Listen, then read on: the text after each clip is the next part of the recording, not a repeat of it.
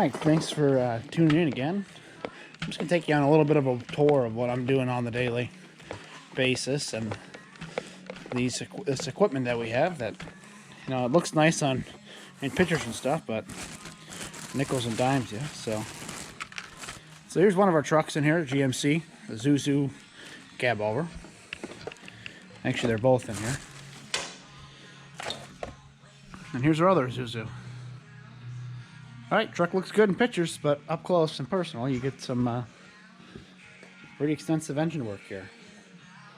I mean, right here, I'm pulling the manifold off. It's cracked. You know, this is all in-house operation. Let's see if you can see. I don't know if you can see that crack or not. Right there. That crack right there in the manifold extends down into the, or where the exhaust comes out of the engine, right into the manifold. I got broken stud 1, broken stud number 2. Those were all broken off before I started taking this apart. Any rusty bolts, I gotta get those out. Oh, here's a light, let me turn that on. It's not all, whoa. It's not all butterflies and rainbows like it looks like. You know, looks like a nice truck. Looks like a nice truck. It's a 2003. That truck's, you know, 17, 18, almost 18 years old. We've had it since it was new. So now we got to dump some money into fixing it. I also got this dilemma back here,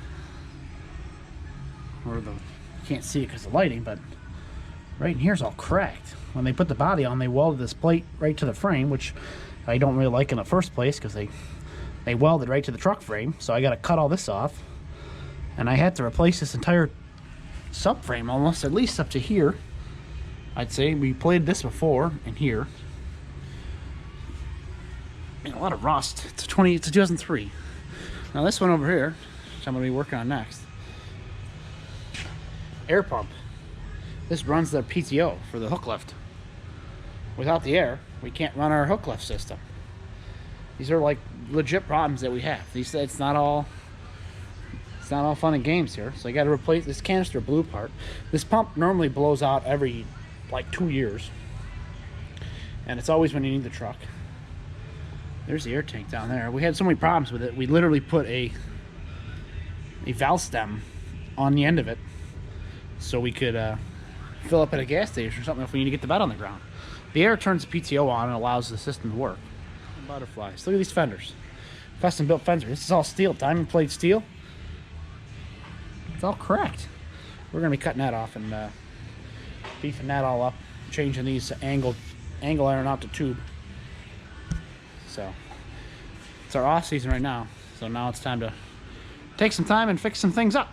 So, all right, here we are, prime example. I had to change this canister out, right? One screw holds it in, and it twists into this. The end of it here twists into that. Well, for whatever reason, I can't see it. That screw stuck in there and stripped out on me. So now I gotta get the torch out and heat it up and get it off. I just took the hacksaw here and cut the canister off so I could get in here with my little tool. I'm gonna heat this thing up real hot and then I'll try to spin it out of here with a pair of pliers.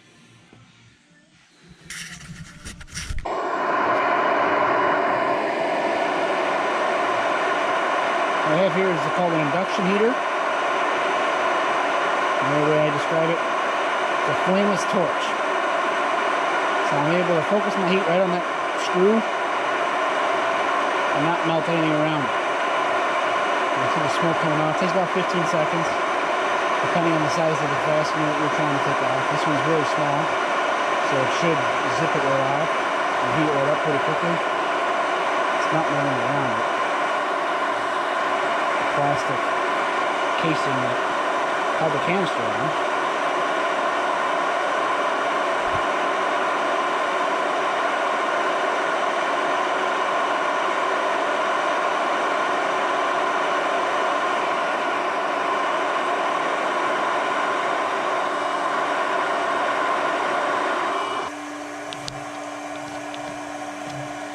Looks like it. Yep, okay.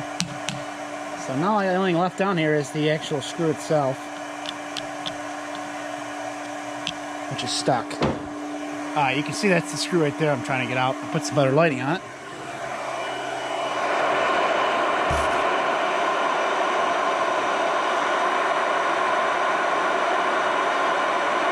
This thing will turn the screw cherry red hot in a couple seconds, especially after it gets warmed up.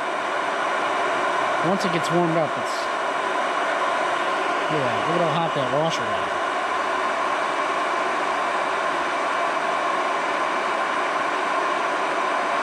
And how well you can see it on the camera there, yeah. You can see the fastener red hot.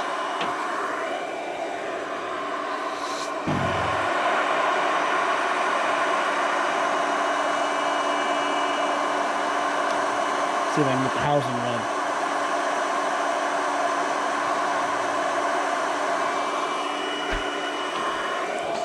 Alright, now the screw's red all the way through. I'm going to get a pair of locking pliers and see if I can spin that thing out. Get some blaster. Actually, this is a WD-40.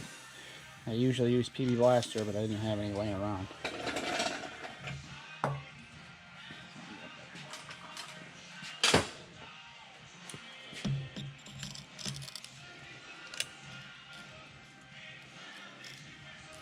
Yeah, thing broke. The thing is already free. Can practically spin it out by hand. It just sucks I had to go through all this to get the thing out. My screw's ruined, so I gotta get a new screw. No big deal. I have like, 4 of these motors laying around. But that's the induction heater. Yeah, right out. No problem at all. Flameless torch. It's great. You don't want to melt something? Here's what it looks like. Yeah, it's pretty big. It's got this end on it. This is what heats up. I bent this. It was straight. They got different ends for them, different size. You just put it over the fastener, push the button, and it goes. The hot rod. I got it off Amazon for about 200 bucks. It's one of those things you say you never need, and then once you have one, you use it all the time. Like I've used this thing every day since I've gotten it for stupid fasteners like this. So, yeah, pretty handy. Alright, so another little tip that I want to have with or to share with you guys when you're working on equipment like this. Right now I got to crawl underneath it to go and install the fitting down there. Well, I have my new part out. Before I go underneath the truck, or let's say I got to remove what's underneath there, I have my new one. I take the part to the toolbox and size it up with the wrench. Sorry, kind of hard to hold everything. But size up the wrench with your new part, so when you go underneath there, you have the right tool.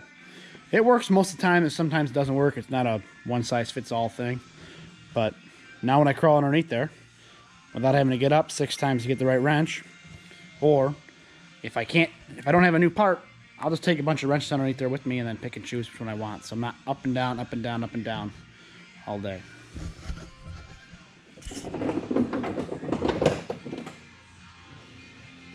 I don't even know if you could see me down there.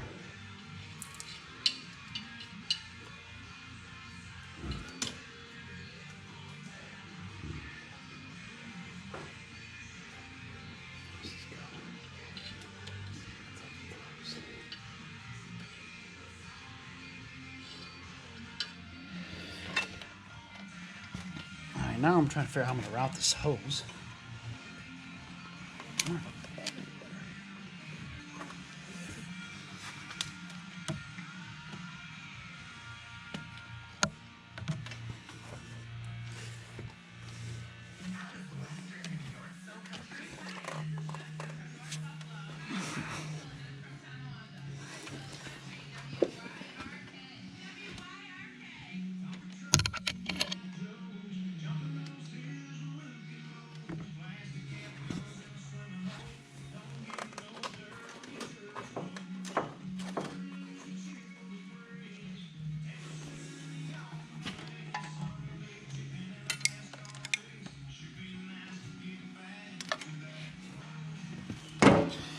Let me show you a little something with zip ties.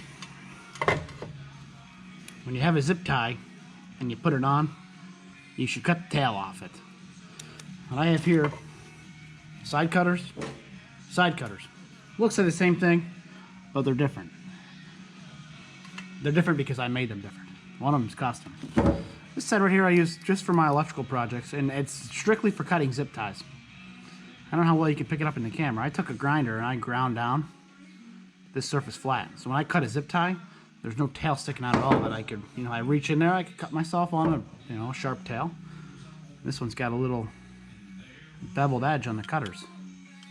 Let me see if I'll use this one. There's my zip tie. Put my side cutters on and cut.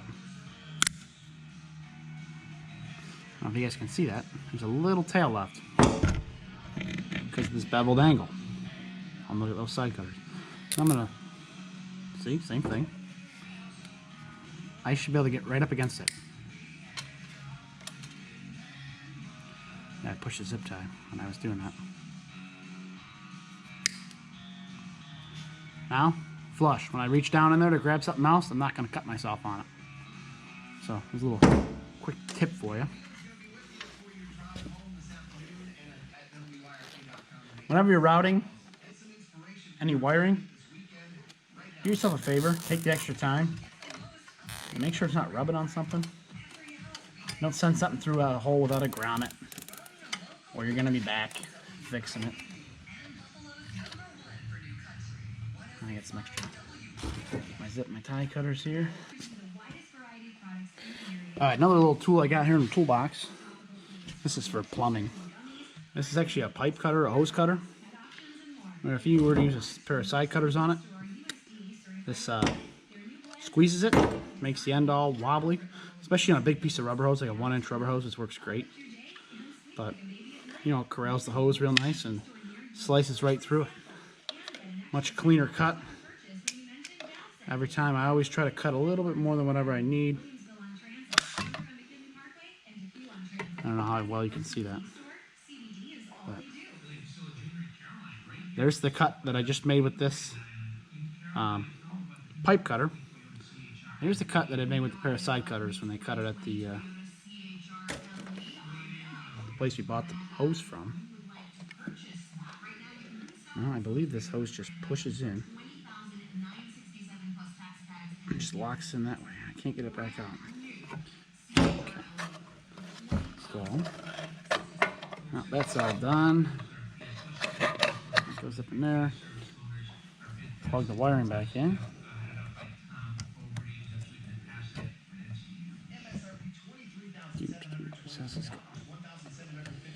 I don't work on this truck too often. The guy who drives it normally does all this stuff. So, he's not here today, so I'm up. Okay, that's clipped in. Our wiring's plugged in, so now when I turn a key on, it should start pumping.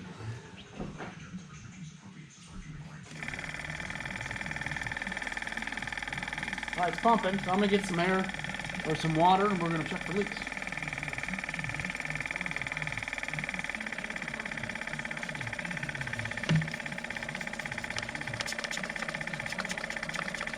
This is soapy water.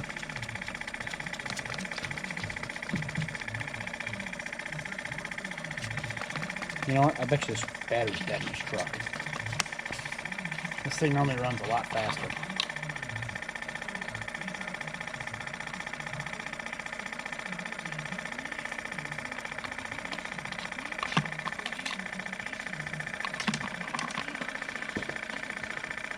Oh yeah, the battery's dead.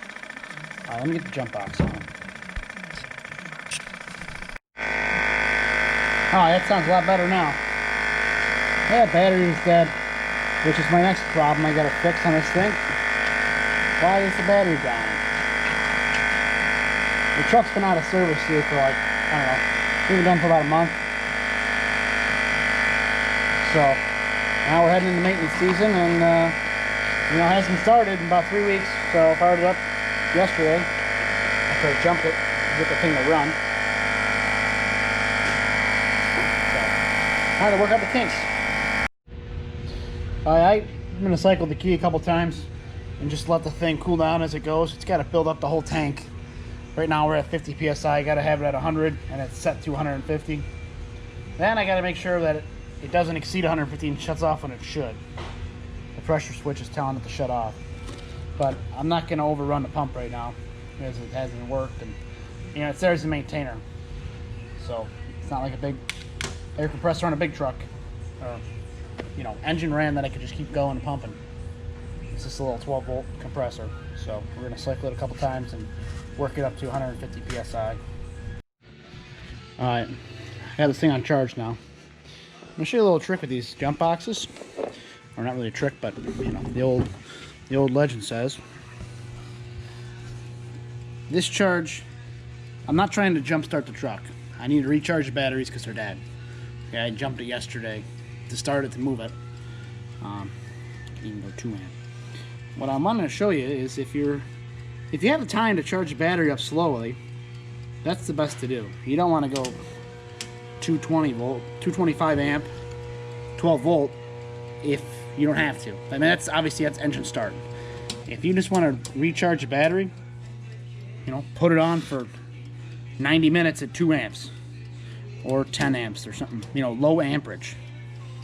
Another trick, if you put the jump box on there and it's still, after all this time you're charging it, still doesn't seem like it's working, or if you're an engine start and it doesn't seem like it's doing anything, keep an eye on this amp meter.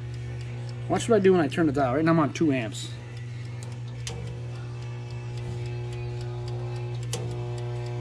See how it's moving? Almost up to 40. That's letting me know that it's got amperage.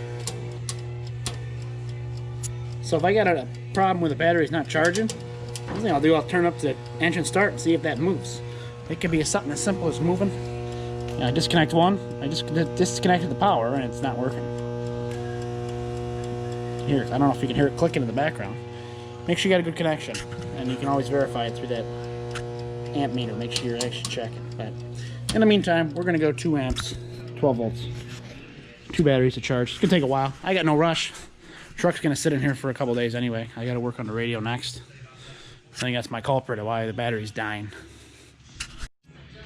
Alright, so back the next day, what is it, Thursday now? Truck's still apart. I had to get these studs out of here. Which one's here? Broken stud in both of these. I got those. I got this cleaned up. And I had to cut this tube off. There's a, where is it? It's up on the truck. EGR tube came off here. These bolts were completely rusted on there. So I got those off. Now I'm just waiting on parts to show up for this, and I can get this back together. But in the meantime, transitioning over to this project. Got angle iron on our diamond plate fenders here. Keeps cracking. You can see right where the rust is. It keeps cracking there. So I'm cutting these off. I'm going to weld the new piece of angle down a little lower with a full tube and tie everything back into there, and hopefully a full tube won't break instead of this angle iron. So yeah, we'll see. Man, what an afternoon that I've had. That welder over there kept fighting me. I ended up having to leave to go get a new liner put in my welder, because every time I pulled the trigger, the wire would just bird's nest, which just wraps around itself inside. Drove me nuts. I did that 5 times until I said, "All right, enough, I'm leaving." So this is all I got done today. I cut off the angle that was there. I'll go to the other side so you can see, and put a piece of angle down here and a tube on top, tied it back into the frame of the hoist. I don't weld to the truck frame, I weld to the hoist frame.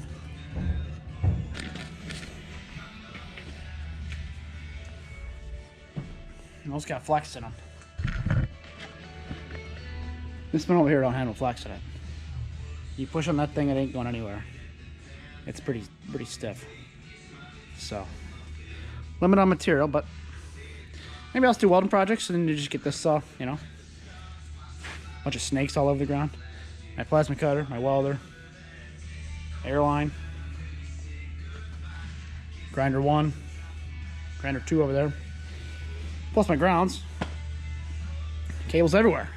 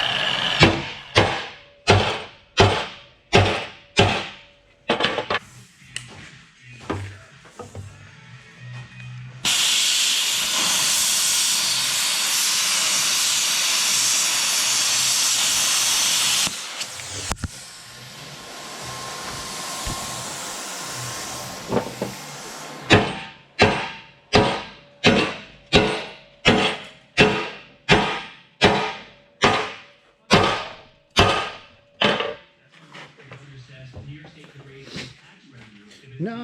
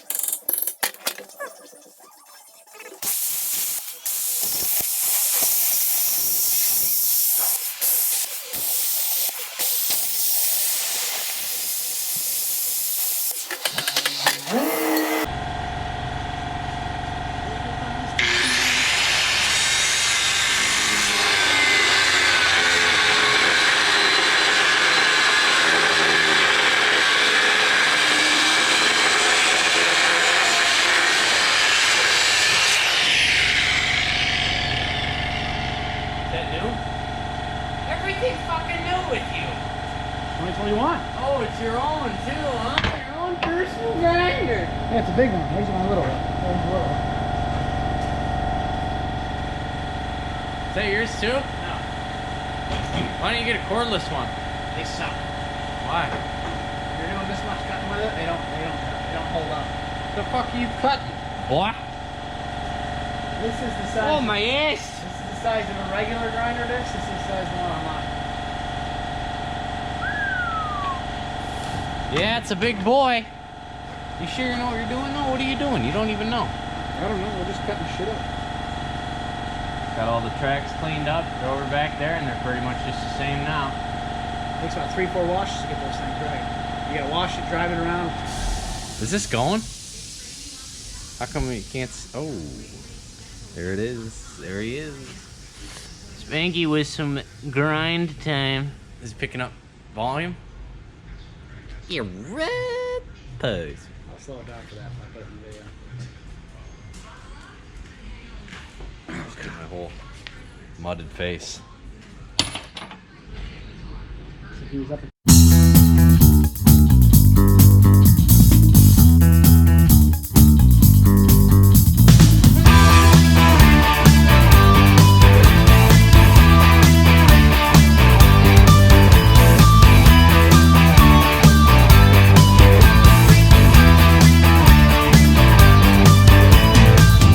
I'm asleep at the wheel and there's a curve in the highway.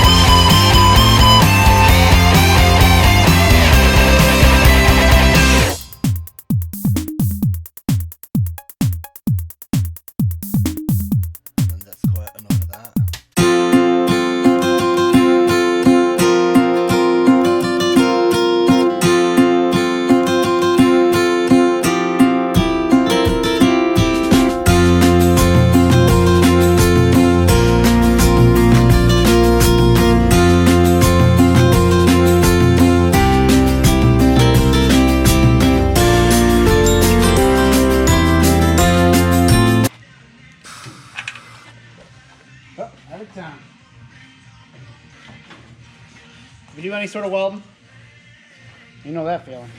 You get to put your ground clamp on.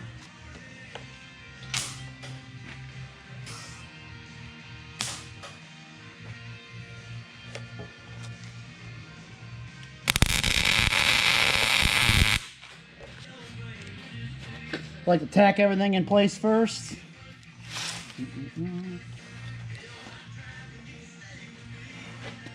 That'll work.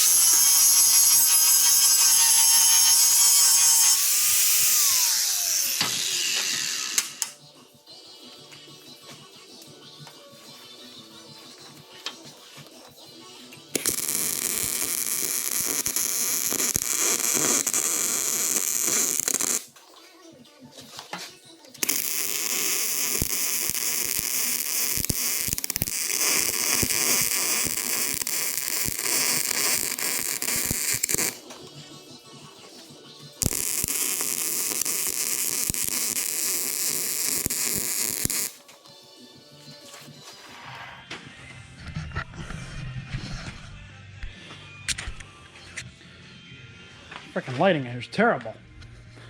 These automatic lights that keep shutting off drive me insane. There we go. Back on. All right. Where was I? Sharp corners. This light's now. You don't want to leave these corners sharp. Somebody's crawling up here to get in the truck. They fall and hit that. It's not good. So on this side, cut and 45'd it. Kind of 45'd it. Left a gap here for water to come out of there. I'm also going to blow some oil up inside these so they don't rust out from the inside out. But got some grinding to do. Grind everything down, looking good. Wire wheel everything and slap some paint on it. So right now I'm just doing some finishing touches and this that'll be done. Alright, so here's the finished product. Or, yeah, I'm somewhat close. We got to paint still, but in terms of beefiness, you know, self-draining tubes, spray oil inside of them. Not really great. I mean, this repair works a pain in the ass. This one came out better, I think. But beefy straight. This one I gotta straighten up. It's leaning. Another news. All this project's been working on. Got the T650 in. Cleaned up real nice now. Got degreased all the pins. You know, grease starts coming out here. It ends up coating the whole area. This up here, this will all be coated in grease. Degreased, cleaned. Just drying right now. We're doing touch-up paint. You know, down here, the front of the loader arms. Anywhere stuff's rubbing. The undercarriage, we'll paint that again. So, Komatsu excavator was in here earlier. Got the same thing done to that, cleaned and detailed. We're going outside. Komatsu's also getting a set of tracks put on it. I just got these. Shout out to the Track Hut, Ryan Hutto, or I think that's how you pronounce it. Sorry if I butchered the name. Ordered those tracks yesterday. at noon or 1 p.m.-ish. Received them the next day at like noon. So just under 24 hours delivery. And that wasn't even expedited freight. That was just regular freight. Got them shipped to me real quick. Pretty excited. These tracks are from him. On this machine, I got another skid steer T250. The tracks from him on that. So pretty good service all around. So, all right, we'll see you next week. Peace.